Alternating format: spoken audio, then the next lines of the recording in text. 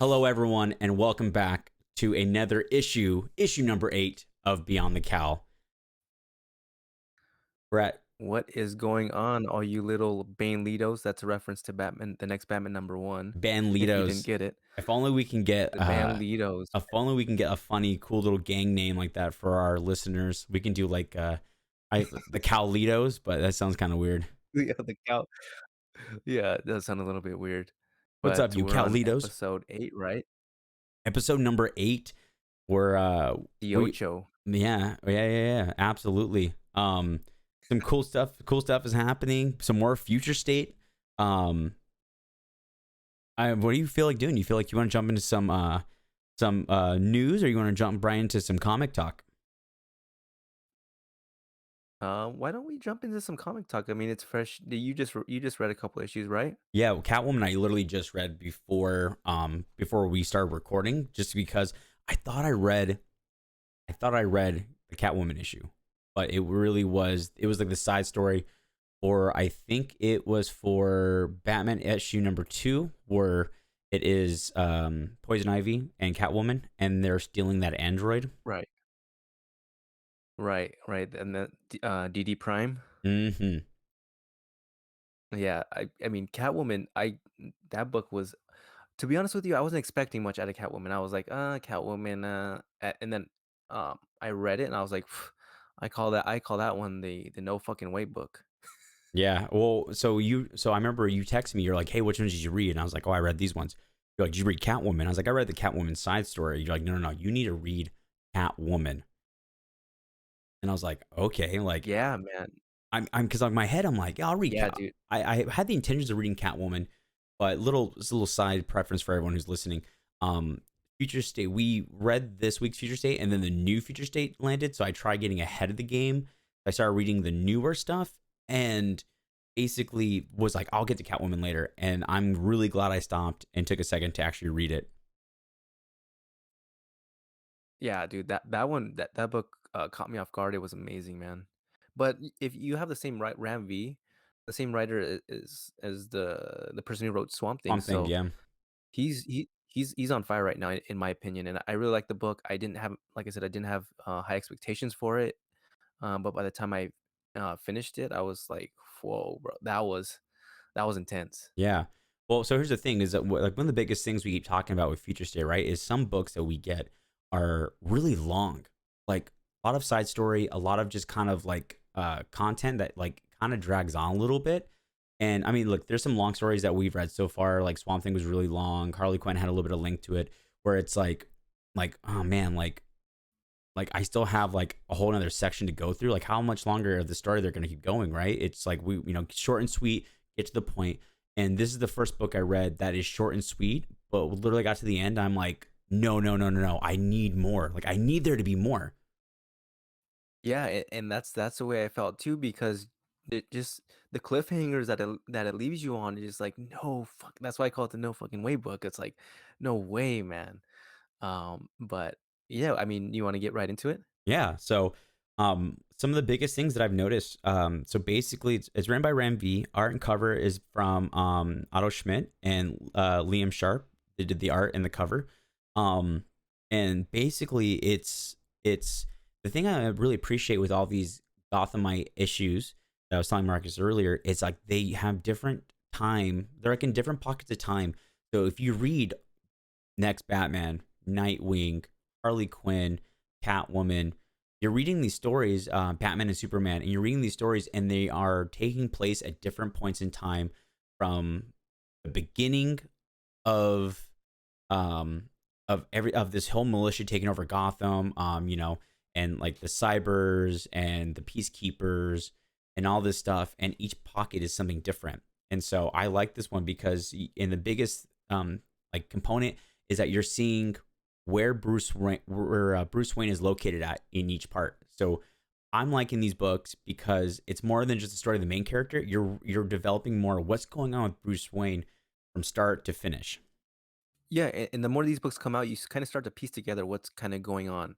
Like you said, you see where Bruce Wayne is in different parts of future state.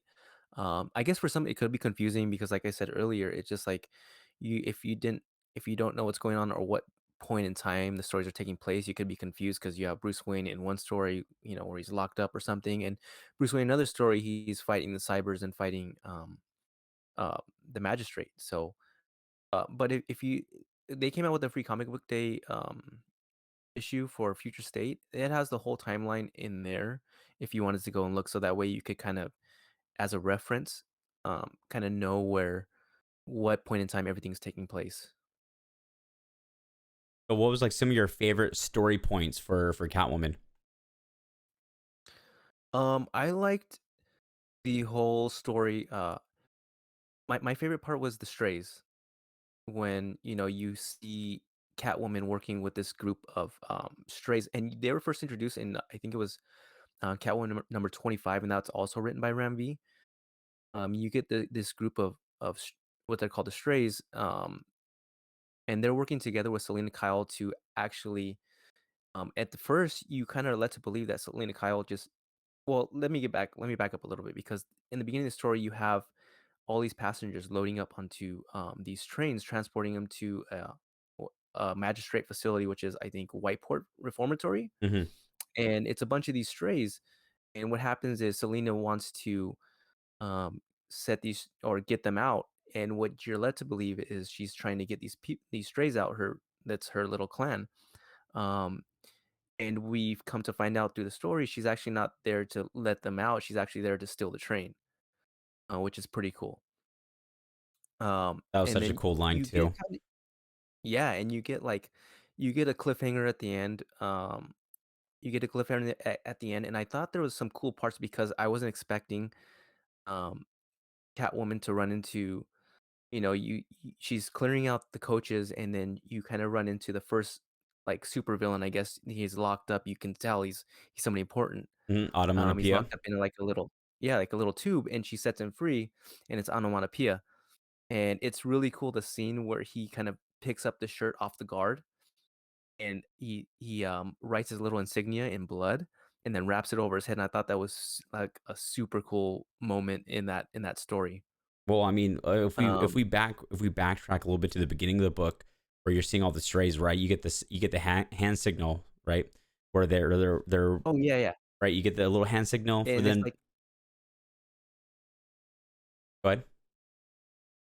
yeah, it's like they're chanting their little creed, and I thought that was pretty cool too. And I wrote it down so we have like a reference, and Hmm. they started out, here many have lived and lost in the cold night and long days. We follow none, but we will always have each other. There will always be strays. And that exact moment, the guy. So they're one of the guys in the comics, um, rushes the guards, and they just like completely crack him in the face. What hit me with the story was the beginning was literally that magistrate guard literally cracked him in the back of the head with a pistol. Right. Like I saw that, I was like, "Holy!" That's I'm reading the story and I'm like, "All right, this is pretty cool art." Yeah, okay. And then when I saw that, I was like, "Oh, this shit's gonna be good." Yeah. Yeah, and it definitely was. And like I said, you get and in the beginning of the story, you get a character, Miss Kenneris, I think her name, how you say it. Hmm. And she's there as part of like a what would you call it? She's building a Uh report for Peacekeeper One. yeah, she's like a city council liaison kind of. Um and to come to find out, when you get to the end of the story, it's not who you think it is. Which I thought was a pretty cool reveal, because you get two reveals at that point in time at the end of the story, Hmm. which is, spoiler. I mean, it's filled with spoilers anyways, but she takes off her wig, and it's actually Talia al Ghul. Yeah. And at the end, at the very last page, they get into the last coach that they're clearing, and lo and behold, you have um Bruce Wayne sitting there locked up in a containment cell. So yeah, because like in the beginning, in the middle of the story, you see like they're explaining about these different coaches, right? And they're explaining to the guys explain to Talia what these coaches are, and she goes, "Why do you have so many guards on one of these?" And he goes, "Oh, we have a high level uh like person that we're keeping in there." And you don't see who it is. You just see someone wrapped in a blue like a blue container. And another thing too about the story that I really liked is there's like this whole time sequence 40 minutes to here, 20 minutes to here, 30 minutes to here. And like every other page, there's a little ticker on the bottom of the pages that show it off. And so it's counting down from the 50 minutes to whatever they're going, iron something. And I thought that was such a cool little detail because then you realize how fast all this is happening. This is all within like a 25-minute span from when Wonder Woman jumps onto the train, steals it, and starts making her way to the front of the train. Right, and it kind of puts it in perspective. Like it gives you a reference to follow as far as exactly how long it's taking her to get through all these coaches and clear all the coaches from the magistrate or the guards. So out of okay, should we do our rating scale out of 10 Ooh, or out of 5? I feel like this is a really important thing that I haven't even think about deciding that yet until now. Are we doing it out of 10 scale or out of 5 scale? we can do it at 10. Okay, I give this book definitely 8 out of 10. It's not a 10 out of 10 for me because I want more. I want more story. Yeah, definitely. I give it. Yeah, I'm right there with you. I give it like an 8.5 out of 10. I would definitely recommend it. Um, you know, it was just a great story, man, and the way it leaves you at the end, it's just like, come on, come on, man, give me more. Yeah, because I mean, it's violent. It has a nice, like a bunch of great twists. Honestly, I think great art. Like the panel where Selena pushes after she meets the Strays, and she pushes through, and it's her Right. going through Coach 12, and it's like all the guards. It's like her motion of just like beating them all. I mean, when she tells the guy, and there are 14 coaches full of guards, cat. Even if we do beat through all of them, how are they gonna get all of us off the train without being noticed? And like you said, she goes, Billy, you got to think a little bit bigger. We're not gonna get off the train at all. We're gonna steal it. And it's like, oh man, I'm like, that is such a Catwoman fucking thing. That was so. I thought that was the tightest part. I was like, we're gonna steal it. Yeah, the party has arrived, and we're taking it with us. So I give that one definitely 8 out of 5. I definitely highly recommend anyone who is like, where should I start? Read Catwoman as one of your choices if you're picking up some books this week. Highly recommend it. For sure, man. And that last page is just it's beautiful. I Yeah, loved because it so much. poor Bruce Wayne, man. Like I'm reading all these future states. I'm just thinking to myself, like, this dude has given so much already, and he just is like, I mean, I feel like he's being put through the ringer, and it's kind of cool, right? Because more if you think of it more of like a deeper connection, like everyone right now is going through a ton of stuff with like COVID.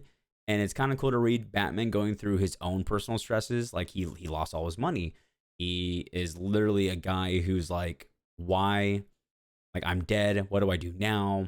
Like he's actually hitting the part where he's in new territory that he's never done before. So I think that's kind of a cool way that they're doing for Bruce Wayne. Yeah, exactly. It's kind of almost relatable at this point in time, especially with what's going, like you said, what's going on. Where he's down in the dumps, he got no money, and you never really know what things are going off on in people's lives. And I was just talking about that with my wife the other day. It's like you never really know what's going on in somebody else's life, so always be humble and be respectful to people because you never really know what somebody else is going through. Absolutely. Yeah. Well, with that transition, do you want to jump into Dark Detective issue number 2? Yeah, let's do it, man. So Dark Detective issue number 2. This one is basically pretty much Bruce Wayne's quest to find answers about how the magistrate knew, who he was and how to be found. Mm-hmm. And you're taking a look at how Bruce is living right now at this point in time. So, and then you have the main characters. You get Bruce Wayne, and he's going actually by Jeff Marks, and he's a graphic designer, He's which I a don't take Bruce Wayne for really a graphic designer, but I guess. Hey, I mean, he's got to. I mean, look, I mean, you got to think, right? Bruce Wayne, he's Batman.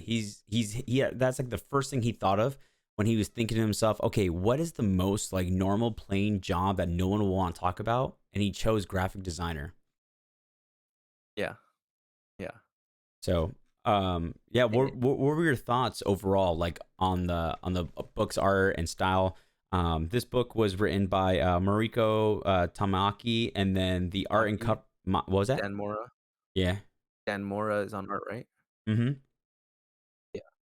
Yeah, personally I love Dan Mora's art style. So I reading Future State Dark Detective number one, I was already like enamored by the art. So this one was just a follow-up of that. I love the art. I thought his style is my particular liking. Like I said before, to each their own. Different people have different styles, but this is my style. This So is what I like. I like this style so much that I'm actually thinking about doing a Dark Detective cosplay for Comic Con. Like, it seems like it would be a pretty basic build. I feel like the hardest part would get the mask, right? Because the mask has the chin strap. 'Cause it's like a strap that he puts on that's like it keeps on his half cowl. But also Yeah. something I noticed in this issue that I didn't notice in the first one. If you notice his gloves look like they're a little bit more on like the purpler side. So it kind of made me like really think of like the very first costume he wore. I mean, they're probably more like gray, Right. but like there's like certain lights where he grabs it and it's like they look purple. And I like that. I kind of like that little splash of like that light purple in there because it kind of gives it a little bit more of like raw, like, okay, he's literally probably just using motorcycle riding gloves. Like, poor Bruce. Bruce is literally, he doesn't have batarangs.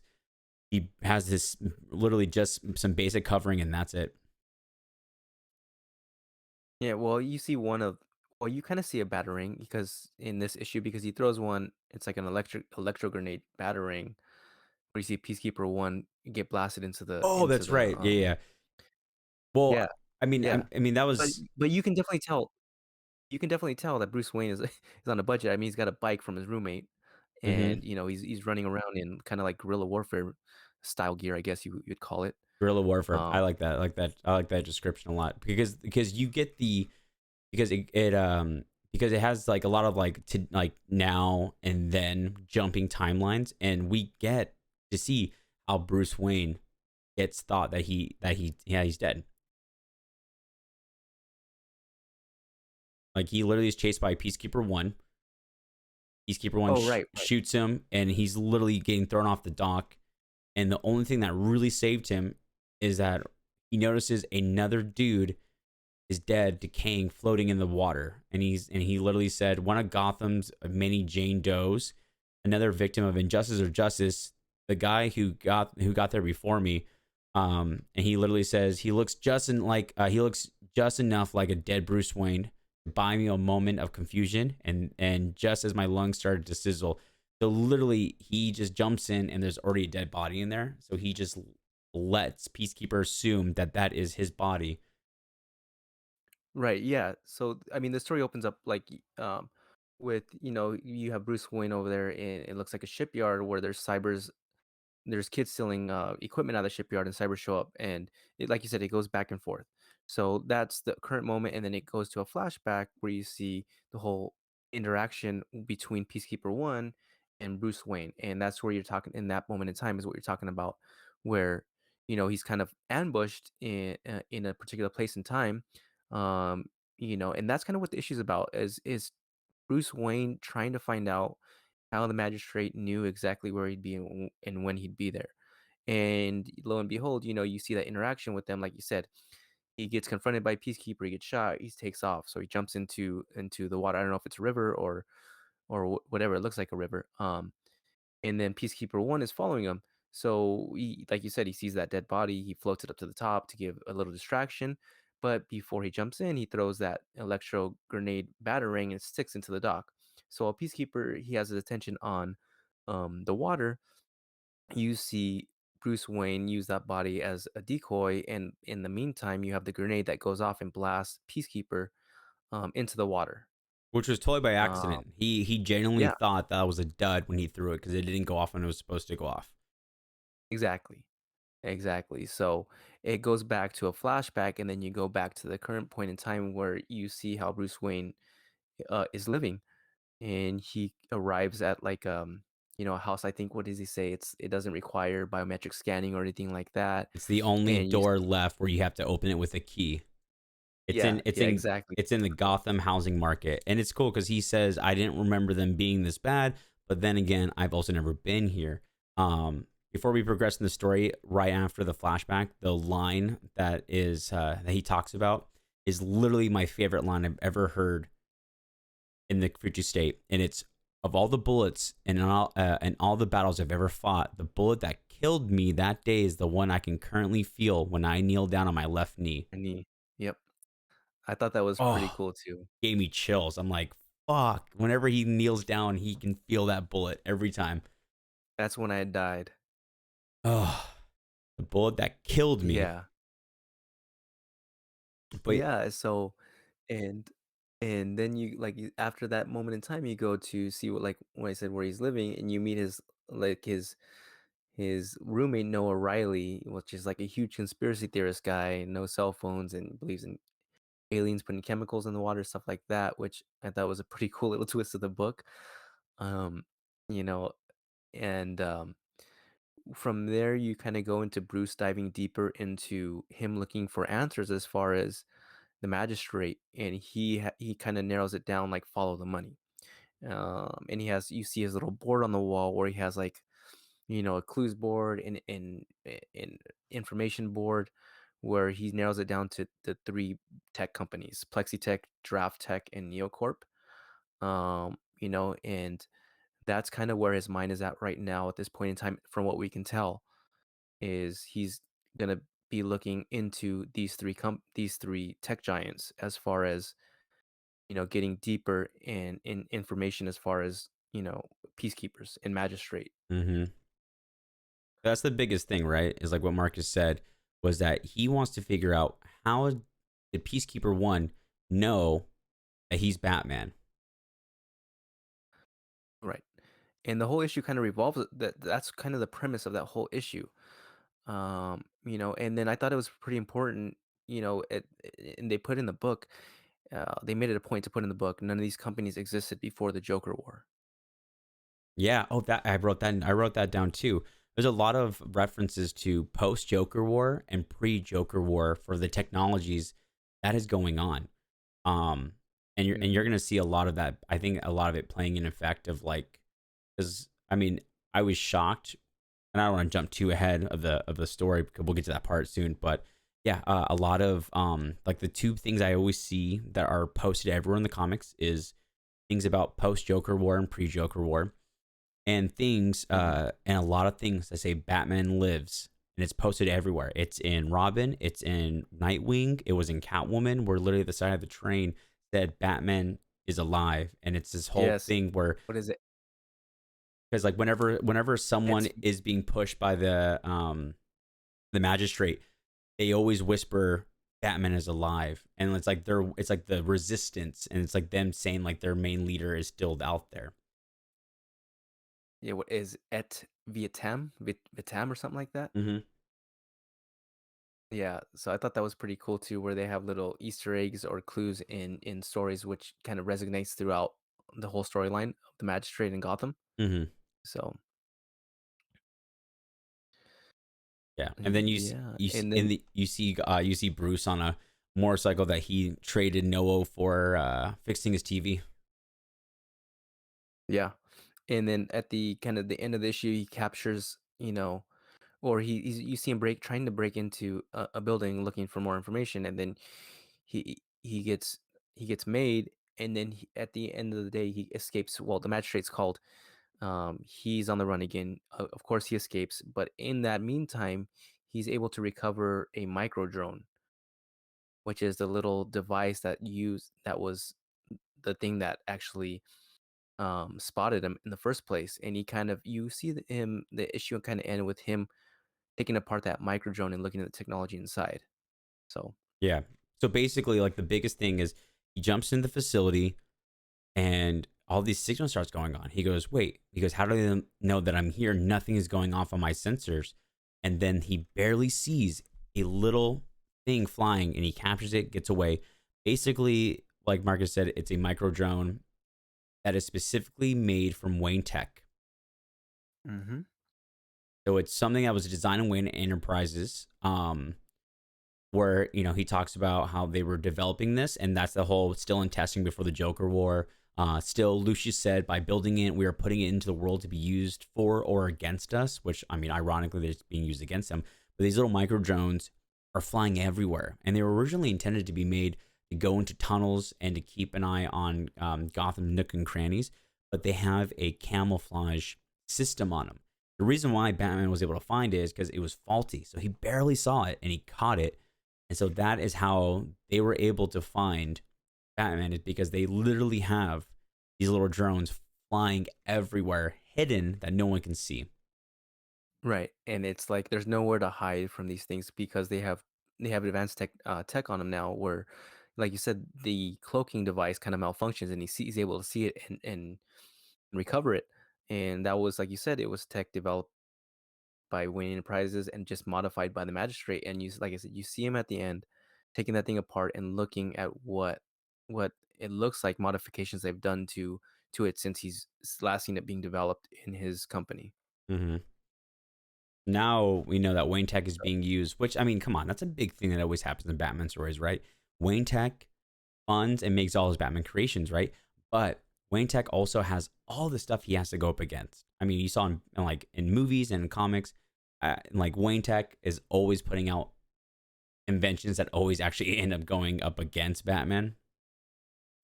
Yeah, I think that's you run into that with any like you see Tony Stark, right? You Mm-hmm. see Stark Industries, and you see a lot of his enemies take, especially in the first one, taking his own, equipment and using it against him. So that just comes with the territory as far as tech companies. If you're in that, like if you're in a tech company like that, you have to kind of realize you're developing this weaponry, and it's either you're gonna for maybe for good, but the wrong people get a hold of it, and now all of a sudden you're fighting against your own technology. Mm-hmm. So, And then obviously the second part of this issue, Dark Detective number 2, is we finally get to see where Red Hood has been this entire time.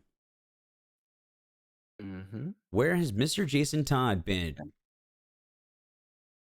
yeah, and you open up with kind of believing that Jason Todd Red Hood is working for the magistrate, which is kind of interesting.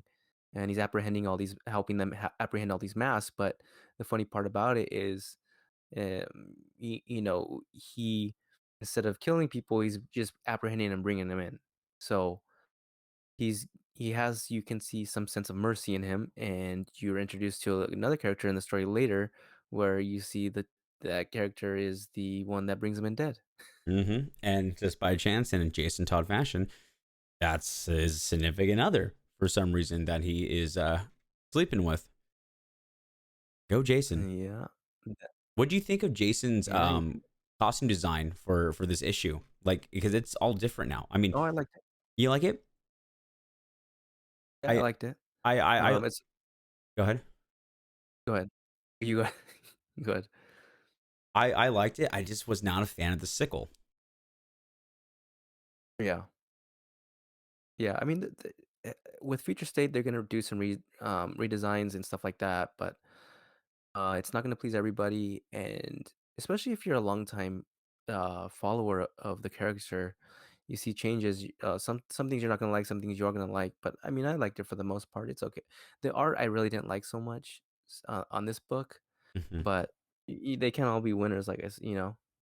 Yeah, I thought the art was okay. I just didn't like the art itself. The thing I didn't like is just Jason's face. They made his face Mhm. really square and like really kind of blocky, and it's just very like very not as detailed. And like I said, it looks very like square. Like I was actually kind of like, wow, Jason's got a really fucking fat head. Like, but I like the story.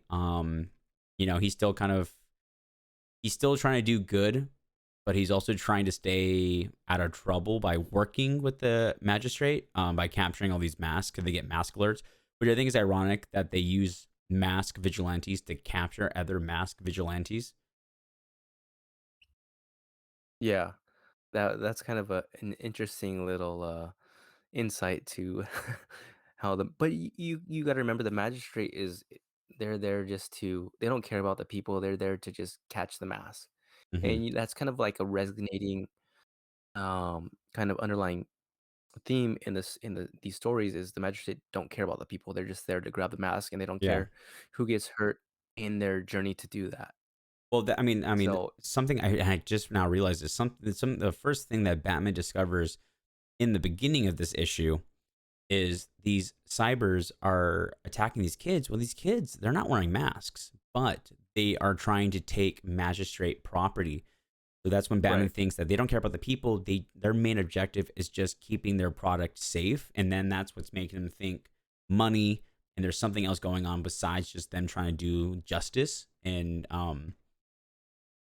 capture vigilantes. But the story progresses, and we get a Red Hood gang that's in this issue also with the Red Hood story that's not related to Red Hood at all.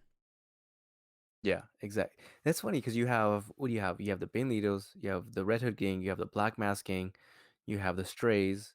So you have all these gangs, hmm all these There's different there's gangs. also I think I'm missing one. there's also the Resistance, if you consider them a gang. They're the ones that are kind of on call um for Nightwing. Nightwing has his own little rebelling gang. Yeah, Bandolitos. I think there's one more, but I can't remember. But off the top of my head, um, you know what the Magistrate kind of reminds me of? There was a storyline in Detective Comics, with the Colony, and they were after the Bat family. They had this whole military militia after the Bat family. Now that I'm thinking about it, it kind of reminds me of that storyline in Detective Comics where you have Jacob Kane, which is Kane's father, the Colonel, as head of the Magistrate, and you have this guy named I think his name is Ulysses Armstrong, hmm and he's like the tech super intelligent tech guru of the colony, and it's the same exact premise where they're using kind of like these drones and technology to go after the Bat family. I wonder if Peacekeeper One is somebody from within the colony. That's Ooh, interesting. that'd be a I really just good thought of that right theory. now because yeah, I just thought of that right now because it's the same exact concept. You have this military group, the colony after the Bat family, um, and you have a tech guy, which is Ulysses Armstrong, like I said, and it kind of makes me think, what if somebody from the colony is actually like the head of this thing, or the Peacekeeper One, which we like in the beginning you don't really pay attention to Peacekeeper One, but now he's in so many issues and stories that you have to pay attention to him, and you know that he's somebody important hmm to the storyline. So I'm looking that up yeah, right now to just look for see if I can find some more information on that. That's a really really good like theory of like yeah, that makes because sense. yeah, when I read it so long ago, and all I remember there was drones exactly like you see kind of those little drones that you see in the Magistrate using, hmm and it looks like the same technology if I can remember right, and it's the same kind of concept. They're military group in Gotham hunting. Instead of mass, they're just hunting the Bat family. Right. So same premise, same exact premise. I mean, But maybe I mean like I guess because when I saw Peacekeeper One, my like I told you, my first thought was, "Whoa, is Red Hood?" Because we've seen him do this, not do this before, really in comics, but like in the game, for example, in Arkham Knight, you fight this militia that's taking over Gotham, and you end up finding out the head guy, of the militia, is Red Hood, and he is trying to destroy Batman and everything that he's ever done. So that's why I thought, okay, come on, like Jason Todd, because like how, like when I was reading the comic, how does how does Peacekeeper One know that Batman is Bruce Wayne? He has the yeah, I know guns, the exactly. tactical So training. right, and that's why I have to go back and read that storyline to kind of refresh my memory, but I feel like it's gonna have something to do with the Magistrate, but who knows? I mean, we're gonna find out sooner or later because obviously they're gonna have to get a little bit more into detail as to who exactly these people are and how they came to Gotham. And that's another recurring thing. I think in Nightwing they call it A Day. Did you catch that? No, I didn't. Called A Day. Yeah. So A Day, I guess, is the day that what I'm assuming they kind of lead you to believe is the day that the Magistrate came and took over. Oh, maybe. Because Nightwing kind So of gives you more of like that feel of being a part of that resistance. Both Robin stories, Nightwing and Robin, are all against banding together to create the resistance. Batman's gone, but we got to let them know. I mean, literally, um, Nightwing is having his whole facility ran out of Arkham, which is ironic because it's like the last place you think you would look for him. But right, that's that's funny because you have Nightwing in Arkham, and you have the Arkham Knights in the Wayne Manor. mm-hmm. So that kind of piece together things little by little. Did you want to jump into Nightwing? Or Oh, we totally can, yeah. Yeah, there's not really much else on. Hang on, I want to see if I have anything on oh Red yeah, so Hood. so Dog Detective. The long story short, yeah, is Red Hood. They're looking for these people are stealing. I think what is it, food supplies or something like that, Yeah, yeah, and they break into the place where they think they might be headquarters, and they see this guy wearing the old Red Hood mask, and when it comes off of him, they learn there's all this tech in there that they learn they're being controlled by somebody. right. And so they And they think assume it's it's. the Mad Hatter. Mm-hmm. Yeah, so they go looking for the Mad Hatter, and then when they arrive there, he's dust and bones, man. He look like he's seen better days, if you're asking me. But and then at the end of the story, they get a beat where no, he's not there. He's actually back where you guys just came from. The perpetrator or whoever they think is the head of this little scheme is actually not there where they're at. It's actually back where they just came from.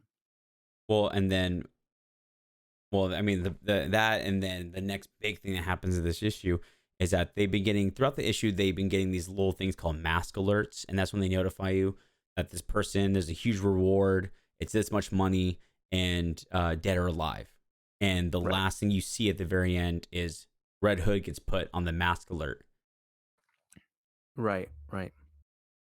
And as a reference, we were talking about somebody else dead or remember that other character dead or alive. That the other character that's bringing these mask and dead is actually Slate Deathstroke's daughter, Rose. Rose Wilson. Yeah. It's funny because they have like a, I feel like Jason Todd, like out of the Bat family, man, he's like the bad boy. Like he wants to find the chick who's trying to kill him. I mean, that's a lot of a lot of Wayne in him on that. But yeah, they're like, Yeah. I mean, they literally wake up in bed together. They work together. They call them both the Dead and Alive team. And now I'm curious, is Rose going to try to attack Jason, or is she going to help Jason? I think she's going to try to attack Jason. You can. I think she's gonna help him. I don't know.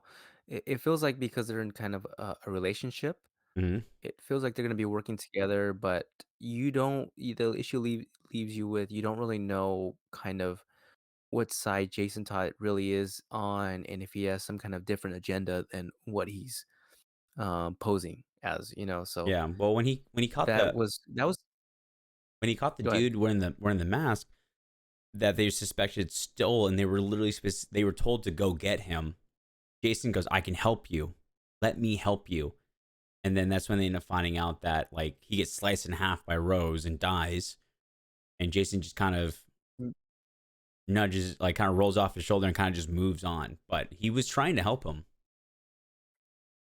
Yeah, you're right. I can see that now that you're bringing up that particular part where you can see where Jason Todd is not he's really not kind of I guess you could say a fan of killing people, and you see Rose just do it so easily. Um, I can see where the tension can build in the storyline where okay now he's gonna make a decision. How gonna have to make a decision? Hmm. What do I really stand for? Exactly. So. So, but yeah, dude, let's jump right into Nightwing, bro. I thought Nightwing was super good. Oh, bro, this was right for me. This was right up there with Catwoman. Oh, absolutely. This was my oh shit, it's about to go down book. Well, so because like my thing about this is I love the story. I love the art. I love like what Nightwing stands for against the magistrate. He's the head of this resistance. So he is like a top tier product target, right? And like a lot of times where Batman goes missing, a lot of times you see the biggest question, who is going to be Batman? I mean, obviously we know Tim Fox is right, but within the Bat family, right? It's okay, guys, who's going to step up and wear the costume of Batman to let everyone know Batman is still around? And it's always Dick. Dick's always the first one to volunteer to go because he's the oldest. He's the most, he's the more seasoned. And in this one, you don't see him. You don't see Nightwing trying to figure out how to become Batman. He still is like Batman's out there somewhere, or we got to keep pushing on with the mission. And Yeah. and he doesn't try to become Batman like we've seen him do in the past. It's him staying as Nightwing. Yeah, I'm gonna put this book in one sentence. This one, I call this the art of the setup. We have the magistrate setting up Dick Grayson setting up the magistrate. Setting them up in how way?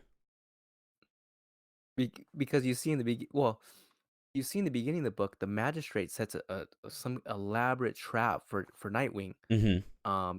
to kind of subdue him, or not really subdue him.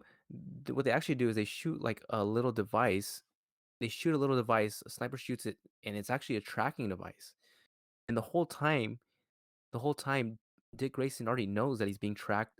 He gives the illusion that he's letting the magistrate set him up, but in the end, you see that Dick Grayson actually is bringing them all to him, Bro, and one I'm because he's kind of hey, used. I'm not gonna lie to you. I didn't know he got hit with the tracker. No, yeah, yeah. So when he gets shot by the sniper, there's actually like a little track, like I think it's a nano tracking device that's in that bullet. But the whole time, he Where's knows this? that what they're doing, because if you look at the when it opens up, they stage an attack, and comes in and takes out the cybers, and there's the cybers that are attacking a couple, and actually the couple are actually part of this whole elaborate scheme. And it's just set up to a way where, okay, it looks like the cybers are harassing this couple and about to kill this couple. Dick comes in, he takes them out, and then lo and behold, the couple is actually working with the magistrate. Yeah. And he's like, oh, I didn't know they use humans in the magistrate as part of their setup or whatever. And Oh, this whole time, yeah, and this whole time, he by the time he realizes it, he gets shot by a sniper. He subdues the that's couple that are working with the magistrate, and then he's already up on the roof where the sniper's at, and already on the sniper, and he's like, oh shit. He's like, Nightwing's on me, wow, dude. you I know. so he got sniped. I genuinely thought that I didn't even make that connection because he comes up, he beats the shit out of the sniper, breaks his femur, jumps off, and the Right. sniper goes mission accomplished. And I'm like, wait, what did he do? Like, what is setting Yeah. up? Like, Nightwing got away. I didn't even. Oh my god, I can't believe I didn't even catch that until literally right now. I think I was just so enthralled with who shows up at the end that I didn't even think about the whole nano tracking. I just genuinely thought he just got tracked.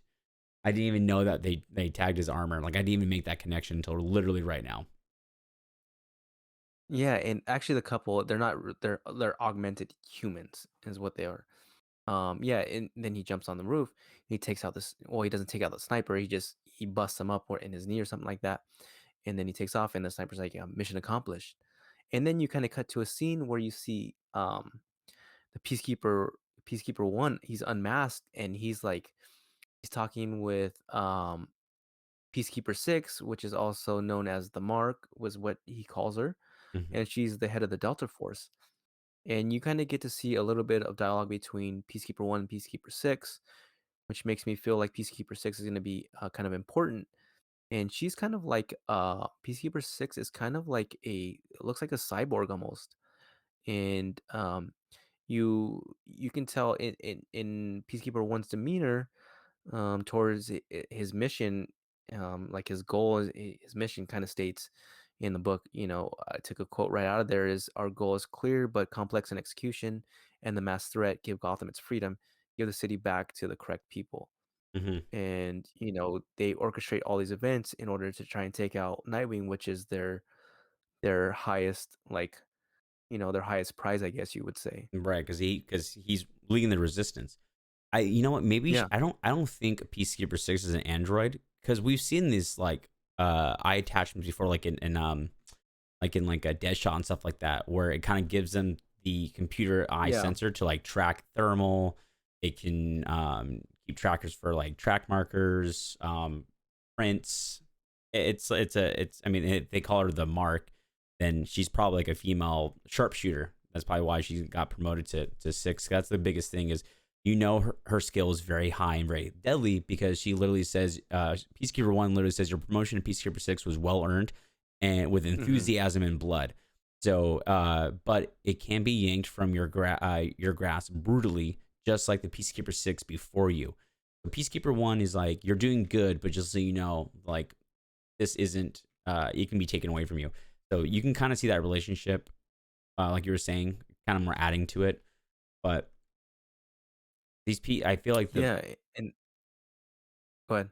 because it's obviously from Peacekeeper 1 up now, the higher number of Peacekeepers are obviously the more less skilled Peacekeepers. Like we saw Peacekeeper 12 against the Arkham Knights. Right. Now we see Peacekeeper 1 and now we see Peacekeeper 6. So we're just missing the other 9. Yeah. So I'm assuming they're gonna come into play a little bit later, but you actually see Peacekeeper 1 in the next Batman #1, where Peacekeeper 12 is kind of communicating to him in the next Batman #1. So he's been there through the whole since the beginning of the story. Um and then yeah, so after that you kind of cut to a scene where Dick Grayson is retreating to his little fortress where he's taken refuge in Arkham Asylum. And you kind of see him like walk into, it looks like he has like a holographic kind of like disguise on his base of operation. Mm-hmm. So when he walks in, you see that little digital like thing kind of blurring out a little bit. It's kind of cool how they do it in the artwork, but you can tell it's like a hologram to make it look like there's no base there, there's nothing else there. So he walks into that, and then um, he gets surprised by, lo and behold, um, Jace. I don't know why they call him Jace. I don't know why they decided to name him Jace. I don't. Is it a I way to don't get rid of, me. yeah, as a new start or something? I don't know. Well, because he still goes by Jace Fox. Like everyone refers to him as Jace Fox. He just got rid of Tim Fox. I don't know if there's any Yeah, significance to Tim. I don't know. Maybe there's some. Maybe they wanted to give him like a cool name, Jace. Right? I like Tim I Fox more. guess. Everyone refers to him as Tim Fox. I honestly didn't know he went by Jace until we saw next Batman issue 1 when he says I prefer to be called Jace, and he refers to himself as Jace in Yeah, issue 2. Um, I don't know. I don't know why. Maybe to give him some maybe make him different, right? Like all the other Bat kids in the Bat family aren't don't have nicknames or don't kind of go by different names. I don't know. Maybe it's something they wanted to add a character trait to him, maybe to make him more relatable to people. Like oh his name is Tim, but he goes by Jace. His Jace sounds really cool. I guess maybe it's like a fresh start, a new beginning, a new name or something. I don't know. It Yeah. was just weird, the whole thing. Like I don't think you needed to do that, but whatever. It is what it is. Now he's Jace, so we're stuck Me. with it, You know what? whether I what I we have like it or not. You know what I have been telling about people when I do describe Tim Fox's Batman, I just realized this. When I describe people's Tim Fox's Batman, I talk about his dialogue a lot, and you see a lot more of his personality difference, like of his ethnic background and everything be displayed in the way he talks. But he's got this swagger Oh to him. yeah. He's got this swagger to him, man, that I really like. Like he's actually like when he catches Oh, Nightwing's what does he kick, say? and you are, he Yeah, goes, but in his I'm. own Go ahead. in his own book, in the next Batman #2, what is he says something. Oh, it's right here. Blood's still pulling even with all the drones. Police haven't arrived yet. This one's hella fresh. Yeah. Yeah. Hella fresh. I'm Well, like, okay, but I guess they're trying to. but he's like so confident, right? Because everyone who's who is donned the cowl, they always say, "Well, I'm not him. I'm not Bruce. I'm not Batman." Right? They always have that doubt. But this Batman is the opposite. Like Dick Grayson goes, "Who are and you are?" And Jace goes, Well, people call me Batman. He's so confident that he is Batman. that's something you don't really see from people. And even the selected language where Dick goes, "Why are you here?" And he says, "I'm following up on a lead on a case." Like he has the, Yeah. I don't know, man. And then also in this issue, you kind of get a little bit more detail on what his costume looks like because he's in a lighted room and it's like mostly padding, but I like it. I like the bat logo a lot. I like the way the suit is kind of put together. I think it's sick, dude. And you know what? I like it. I like the face covering. I think it's a really nice touch. Yeah. Yeah. I think they're gonna go you know, they're gonna play with it kind of like a Tony Stark, kind of like a helmet almost. Where you can see in his own issue, he has like somebody talking to him on the on his like little communication system, his comms. Mm-hmm. Um, but he's managed to in this issue, he's managed to kind of sneak past Nightwing's security, his security, and kind of enter the base without being seen or heard. And all of a sudden, Nightwing kind of just he senses somebody's there, and he subdues Chase Fox by electrocuting, kind of shocking him unconscious. And then he puts him in a chair. He puts him in a chair, ties him up, but in that time you kind of see the alarm go off. Well, they go into the whole story of why he's actually there, where he's looking for a 10-year-old girl which he rescued from smugglers that were trying to ship her overseas. And the cybers came and took her away just to interrogate her about information for him. And that's what he's actually there for. Lo and behold, by the time he's done with the story, the alarm starts going off again, and you see the whole squad of the magistrate just pulling up to the Arkham Asylum, bro. And I thought that was super cool. That's why I call it the uh no fucking way it's about to, or oh shit, it's about to get real issue. Mm-hmm. So you see at the end of the issue, okay, it, you see the whole magistrate, their whole army pulling up. And by that time, Jace Fox, Batman, has already escaped. And he's like, "Oh, you're quicker." What did he say? "Well, you're quicker than I thought you'd be," or something like that, right? When he gets out of the Oh, he goes, um, yeah, and I thought mission looks like a huge magistrate contingent led by Captain Marks, aka the Mark. yeah, Uh, he goes, "Well done, you're free earlier than I expected." But yeah, like, it's kind of cool because like you don't see Jace really identifying himself as part of the Bat family. He is identifying himself as like his own Batman, like as his own thing, right? And like the Bat family is kind of more like an extended reach for help and resources. I mean, he literally says in here, the magistrate bugged and tracked you. And oh, wait, no, that's when he says it. Where does he say it in here? Oh, this is right here. I need to be part of your resistance. I can help. So he's coming to help. He wants to help Nightwing and help fight against the magistrate. But I mean, the last line, dude, in this book was just the best. yeah, Like, Nightwing is like, "I'm so sick and tired of their death by 1,000 cuts. I'm just," and he goes, "Because I'm done. I'm going to war." And it was like, wow. yeah. You kind of get that sense that he's there. He's gonna go out on his shield, and yeah, this is it for him. That's the way it leaves you, because he's like you get the sense that he's just fed up with all the war. He's just gonna take out as many as he can and go out on his shield, and because he really thinks that Bruce Wayne is dead. The magistrate leads him to believe that Bruce Wayne, they actually killed him. So, and he has a little team you see when he walks into his base, and Barbara Gordon is actually one of those people that you can clearly see that's on his team when he's communicating on his computer. And Harvey Dent. So yeah, yeah, and Harvey Dent. So So it, he it so almost so he has go ahead. connections to he has to have some connections to the Arkham Knights then. It seems like it because, but you got to remember, it might be in different points in time, but we do know that Harvey Dent is actually part of the Arkham Knights. So maybe that is the case where the rest of the Arkham Knights are actually on his resistance as well. Yeah. So Yep. overall, I thought this was a great issue, man. I loved every bit of it. Just like the Catwoman, I can't wait to see what happens next with this one. Yeah. I just love how impactful some of this writing is. This is such good writing. I mean, literally no more border skirmishes. It's time to make a statement. It's like I love it. Yeah. Like it leaves you goosebumps and it makes you want to like have the issue now. Yeah. This issue, the next issue, you can definitely tell is going to be packed just full of action, just full of action, man. So so yeah, so this round of, I mean, this is kind of a mixture of the most recent week and then some of the new week, but I mean, so far those are definitely, I would suggest as my highly recommended reads. Definitely Catwoman, Nightwing, and Dark Detective #2 for sure. Yeah. Yeah.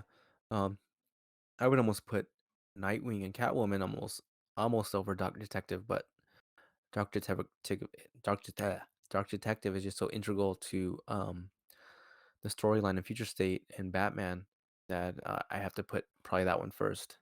I'm wondering if Catwoman is post Dark Detective or if it's pre Dark Detective, because I think it might be I think oh, I think because it's he's but you know, post. yeah, shoot. It has to be I wish post I because Dark Detective 1 and 2 go into him kind of uh slowly building up momentum, slowly going back out there, right? What should a ghost do? Get back You're into right. action. And then he starts doing it. I mean, and if you look at him, he looks a little bit more rugged. He looks a little bit more beat down. Yeah. I mean, come on. Normal Batman fully Yeah. equipped is Yeah. really hard to capture. Dark Detective, I have to we'd be able to tell for sure from the timeline, but I don't have that timeline in front of me. I have the book, but I don't have the timeline in front of me. But it does make sense, like you said, for it to be after he's already Catwoman's broken him out of the magistrate, uh, you know, the magistrate detention facility. So it makes sense for him to be out after that, and that's when this stories are taking place. yeah. I mean, that explains why they keep putting Batman is alive, is because, they're capturing Bruce Wayne. So, Yeah. I mean, that's what I think. I'm definitely gonna look up the timeline. I actually just pulled it up right here. So I'm gonna look it up after this to see where their things are going. Because I'm thinking that's post. Because Batman and Superman is definitely pre. Nightwing and Robin have to be before Dark Detective, and then Catwoman. Yeah, Hmm. Catwoman has to be post. That's the only way this timeline is making sense. Yeah, because like you said, Dick Grayson just thinks he's dead, And so and does Tim Drake. in Nightwing they actually acknowledge that, oh yeah, the peacekeepers he's not dead. They know he's not dead, but they just it's set up where they all of his allies think he's dead. So even the peacekeepers know he's not dead, but Nightwing thinks he's dead. Mm-hmm. So, but yeah, man, I cannot wait for some more future state, and I cannot wait to see just how this new carved up world just keeps developing and what else is going to be added to it. Yeah, we've been going pretty long on this future, but we still haven't even got to the next Batman #2. Um, did you want to talk about that one or say that one for Let's another episode? let's save next Batman for another episode. Maybe we can compile Sounds it good. up. Maybe we'll compile it up for either with episode 3 or the next one. Because I mean, Batman #2, it was super good, but honestly, I think the presence of Jace and Nightwing is a little bit more important. Just because it adds a little more significance to the story itself and just how they're now starting to kind of collide and mingle. Um, but no, Yeah. we definitely have to cover that one next time for sure. I actually, to be honest with you, I wrote notes on that one, and I totally Hmm. forgot.